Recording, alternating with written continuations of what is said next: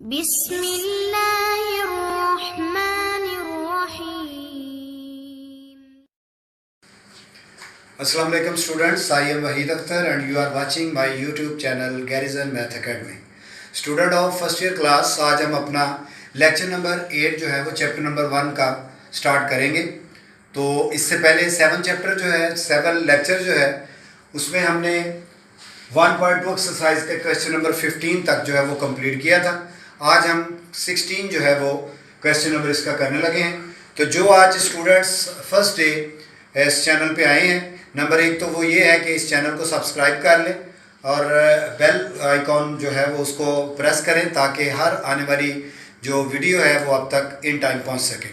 और स्टूडेंट दूसरी बात ये है कि जो नए स्टूडेंट्स हैं वो इसके पिछले जो 7 लेक्चर हैं वो लाजमी रिपीट करें ताकि हमारा सिलेबस की जो है वो कंटिन्यूटी बरकरार रहे।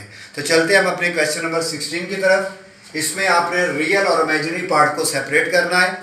आपके पास जो स्टेटमेंट दी गई है ये हमारे पास स्टैंडर्ड फॉर्म में नहीं है। मैं आपको एक बता देता हूँ, 9th क्लास में भी हमने पढ़ा था कि what is standard form. Standard form वो होती है जिसमें एक ही रियल हो और एक ही इमेजिनरी हो, बट इसमें 2 रियल नज़र आ रहे हैं और 2 इमेजिनरी नज़र आ रहे हैं और अयोटा डिनोमिनेटर में डिवाइड हो रहा है। तो आपको पता है कि अयोटा जब भी डिनोमिनेटर में डिवाइड होगा तो ये मोर कम्प्लेक्स हो जाएगा। तो हमने इसको पहले सिंप्लीफाई करना है, फिर रियल और इमेजिनरी वैल्यू को अलग अलग करना है। तो रियल वैल्यू कौन सी होती है जिसके साथ अयोटा ना हो, और इमेजिनरी वैल्यू मैंने बताया हुआ कौन सी होती है जिसके साथ अयोटा आ जाए।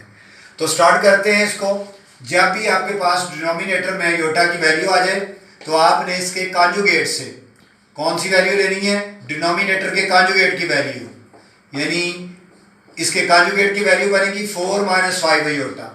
उसी से ही मल्टीप्लाई करना है और उसी से ही डिवाइड करना है। याद रखना है डिनोमिनेटर से अपोजिट साइन के साथ डिवाइड और मल्टीप्लाई करना है। अब मल्टीप्लिकेशन का रूल ये है कि ऊपर वाली वैल्यू ऊपर मल्टीप्लाई होगी और नीचे वाली वैल्यू नीचे मल्टीप्लाई। तो ऊपर वाली वैल्यू को मल्टीप्लाई करते हैं हम, 2 मल्टीप्लाई होगा इस पूरी ब्रैकेट से, डायरेक्ट भी कर सकते हैं हम, और -7 अयोटा b इस पूरी ब्रैकेट से मल्टीप्लाई होगा। तो डिनोमिनेटर में कैसे मल्टीप्लिकेशन होगी, वैल्यू सेम है इसमें और साइन डिफरेंट है। वैल्यू सेम हो और साइन डिफरेंट हो तो 2 अलग अलग स्केयर ले लेते हैं, दरमियान में माइनस, ये 4 और ये 5 अयोटा आ जाएगा।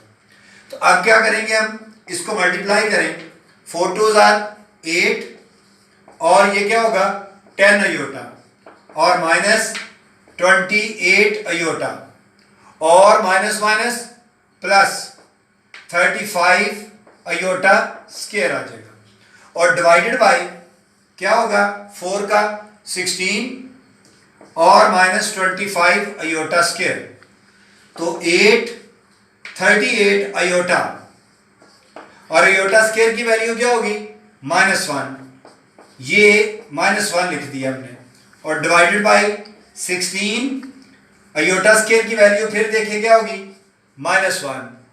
अब क्या करेंगे, 8 - 38 iota plus minus 35 and divided by 16 minus plus 25। Clear.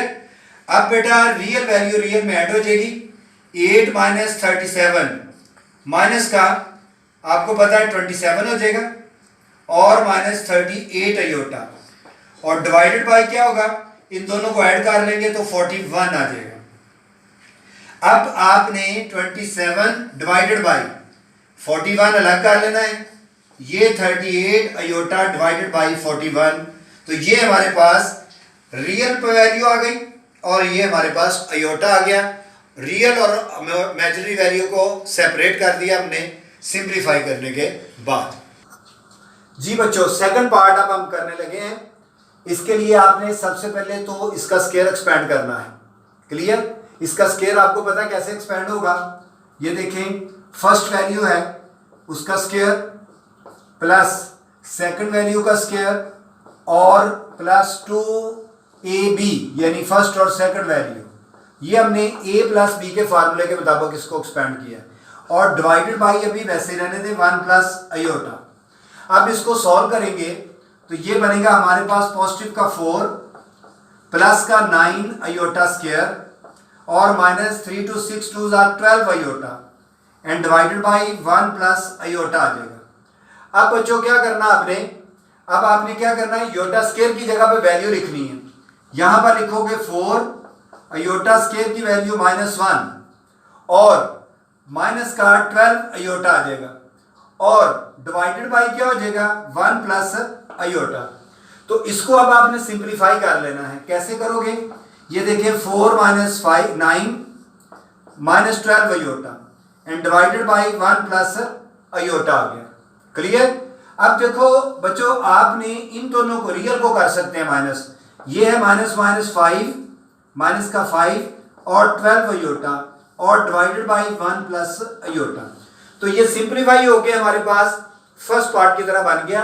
अब हमने, आपको पता है कि ये हमारे पास डिनोमिनेटर में आयोटा नहीं आना चाहिए, तो जब भी आ जाएगा आपने क्या करना है, डिनोमिनेटर की जो वैल्यू होगी उसका जो कॉन्जुगेट बनेगा, कॉन्जुगेट लेना आता है आपको।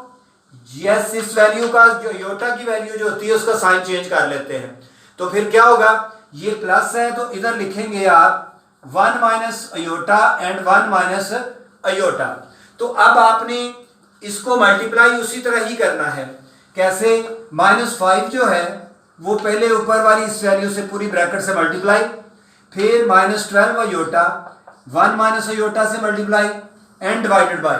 अब देखें बेटा, वैल्यू सेम है और साइन डिफरेंट है, तो क्या करेंगे, ये 1 का स्क्वायर और माइनस आयोटा का स्क्वायर आ गया। अब इसको सॉल्व करें तो ये बनेगा -5 प्लस 5 आयोटा और ये -12 आयोटा प्लस 12 आयोटा स्क्वायर और डिवाइडेड बाई 1 का स्क्वायर 1 होता है और आयोटा का आयोटा स्क्वायर। अब बच्चों आपने -5 इन दोनों को सॉल्व कर लेना है। ये माइनस का 7 आयोटा बचेगा और इस 12 को वैसे लिखेंगे और आयोटा स्क्वायर की जगह पे उसकी वैल्यू आ जाएगी -1 और डिवाइडेड बाई क्या होगा 1 माइनस आयोटा स्क्वायर की वैल्यू -1। क्लियर। अब इसको सिंप्लीफाई करें, -5 -7 iota -12 and divided by 1 plus 1। तो ये दो रियल वैल्यू है, इनको इकट्ठा कर लें, दोनों माइनस की है, माइनस का 17 7 आयोटा और नीचे जो 2 बच रहा है वो 2 जो है वो होल का है, लेकिन नेक्स्ट टाइम में हम दोनों को सेपरेटली डिवाइड कर देंगे ताकि हमारे पास रियल और इमेजिनरी वैल्यू जो है वो सेपरेट हो सके। तो ये हमने इसका दूसरा पार्ट किया सॉल्व। जी थर्ड पार्ट, इसका लास्ट और थर्ड पार्ट, ये भी डिनोमिनेटर में आयोटा आ रहा है, तो क्या करेंगे, आपने इसके कॉन्जुगेट के साथ डिवाइड और मल्टीप्लाई करना है। तो इसका कॉन्जुगेट होगा, क्या होगा इसका कॉन्जुगेट, यस इसका कॉन्जुगेट होगा 1 माइनस आयोटा और डिवाइडेड बाई 1 माइनस आयोटा। अब इसको मल्टीप्लाई करें, ऊपर वाली वैल्यू इससे मल्टीप्लाई आयोटा, ये इससे multiply iota square and divided by value same sign different, दोनों का अलग अलग स्क्वायर आएगा और दरमियान में माइनस का साइन। अब इसको सिंप्लीफाई करें, ये होगा आयोटा और आयोटा स्क्वायर की वैल्यू है -1 डिवाइडेड बाई 1 का स्क्वायर बोले जी, 1 का स्क्वायर क्या होगा 1 और ये आयोटा स्क्वायर। तो बेटा ऊपर आ जाएगा आयोटा माइनस माइनस प्लस 1 और नीचे 1 आयोटा स्क्वायर की वैल्यू -1। तो आप रियल 1 पहले लिख रहे हैं, आयोटा बाद में, और ओवर 1 प्लस 1 आ जाएगा। अब क्या करेंगे, ये नीचे होल का 2 बन जाएगा, तो हमने रियल और इमेजिनरी को सेपरेट करना है, तो 1 divided by 2 and plus iota divided by 2। तो ये तीनों पार्ट में हमने रियल और इमेजिनरी पार्ट जो है वो सेपरेट कर लिए। बेटा याद रखना आपने, रियल और इमेजिनरी पार्ट उस वक्त सेपरेट हो सकते हैं जब वो स्टैंडर्ड फॉर्म में होगा, और स्टैंडर्ड फॉर्म क्या होती है, जिसमें एक ही रियल और एक ही इमेजिनरी हो। यस बेटा, अब हम एक बहुत इंपॉर्टेंट थ्योरम जो है मॉडुलस का वो सॉल्व करने जा रहे हैं। ये पेपर में एक कंसेप्ट है कि ये दो तरह से पेपर में आ सकता है। एक तो ये है कि z आपको पता है कि z जो है वो कम्प्लेक्स नंबर को शो करता है, और ये जो साइन है मॉडुलस का साइन है, तो z का मॉडुलस यानी कम्प्लेक्स नंबर का मॉडुलस जो है वो इसके इक्वल होगा x square plus y square और इसका अंडर रूट।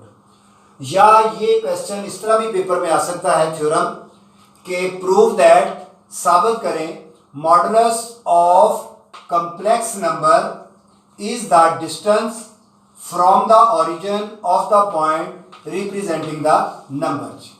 सबसे पहले तो बेटा मैं आपको बताता हूं कि इसको प्रूव करने के लिए हम इस तरह करते हैं, एक कार्टेशियन प्लेन लेते हैं, ये हमारे पास एक्स एक्सिस और वाई एक्सिस को कार्टेशियन प्लेन, ये हमारे पास एक्स एक्सिस और ये है वाई एक्सिस, क्लियर, और ये है ओरिजिन।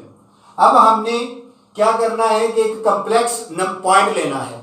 यहां पर मैं कॉम्प्लेक्स पॉइंट लेता हूं जो कि क्या होगा, x प्लस अयोटा वाई, ये वाला, यानी ये अगर देखा जाए तो एक्स वाई ही होता है, लेकिन जब हम इसको कॉम्प्लेक्स नंबर में लिखेंगे तो x प्लस अयोटा वाई होगा, यानी ये रियल वैल्यू होती है x एक्सिस की और y एक्सिस की इमेजिनरी वैल्यू होती है।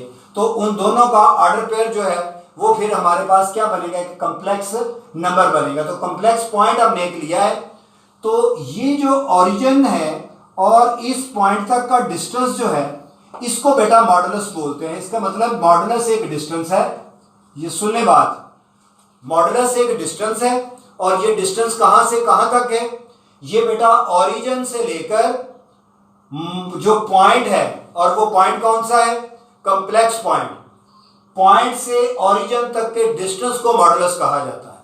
पॉइंट से ओरिजिन तक के डिस्टेंस को मॉडुलस कहा जाता है, और वो होता किसके इक्वल है, इसके इक्वल, और ये प्रूव करना हमने। तो मैं इस तरह करता हूं, सबसे पहले यहां पर लिखता हूं let p x y be any complex point, ये कोई कॉम्प्लेक्स पॉइंट है, कॉम्प्लेक्स पॉइंट, तो इस पॉइंट से मैं एक परपेंडिकुलर ड्रा कर देता हूं, ये P, यहां पर 90 डिग्री का एंगल कुछ भी लिख लें, ये मैंने P से एक C तक परपेंडिकुलर ड्रा कर दिया। तो यहां पर लिखता हूं PC परपेंडिकुलर है किसके ऊपर बेटा, ये हमारे पास है on x axis, x axis के ऊपर या OC के ऊपर भी आप कह सकते हैं कि ये परपेंडिकुलर है। PC परपेंडिकुलर है, किसके ऊपर ड्रा किया है, ये आप कह सकते हैं कि हमने एक्स एक्सिस के ऊपर किया है, एक्स एक्सिस यहां तक। तो इसका मतलब ये हुआ कि ये O से C तक का जो डिस्टेंस था वो x था, और ये हमारे पास y की वैल्यू है। तो फिर जाके हमने इस पॉइंट को कैसे रिप्रेजेंट किया, x और y की वैल्यू, यानी इतना x है और इसकी इतनी हाइट जो है वो y है, तो ये कॉम्प्लेक्स पॉइंट है, और x प्लस अयोटा y ये हमारे पास कॉम्प्लेक्स नंबर है।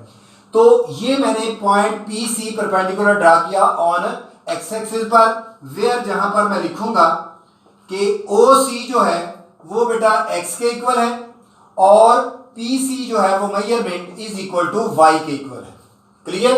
तो परपेंडिकुलर ड्रा करने की वजह से ये आप कहेंगे triangle OCP is a right angle triangle, right angle triangles, clear बेटा। अब आपको पता है कि जहां पर राइट ट्राइएंगल होती है, और ये जो मॉडुलस है ये मैं बता रहा हूं कॉम्प्लेक्स नंबर का है, इसको हम z से जाहिर करेंगे, किससे जाहिर करेंगे, z से, मॉडुलस को।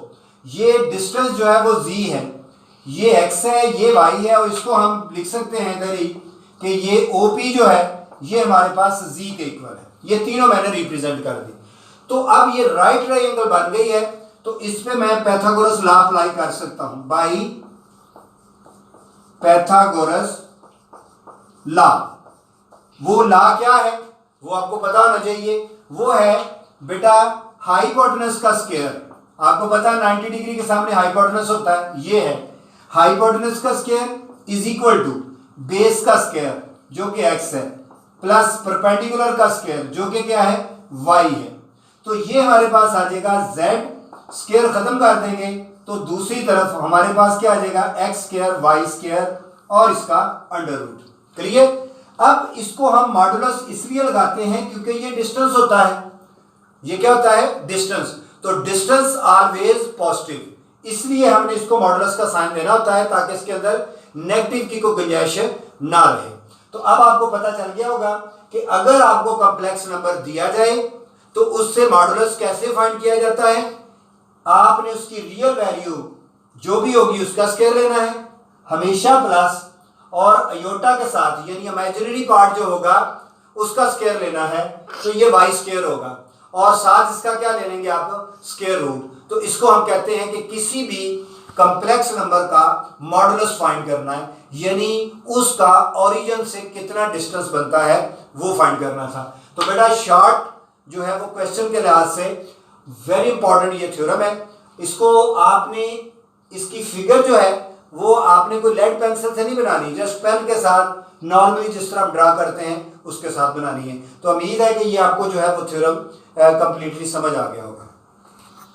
जी बच्चों, अगर आपको इसकी समझ आ रही है तो वीडियो को लाइक और शेयर ज़रूर कीजिएगा। नेक्स्ट लेक्चर तक के लिए अल्लाह हाफिज़।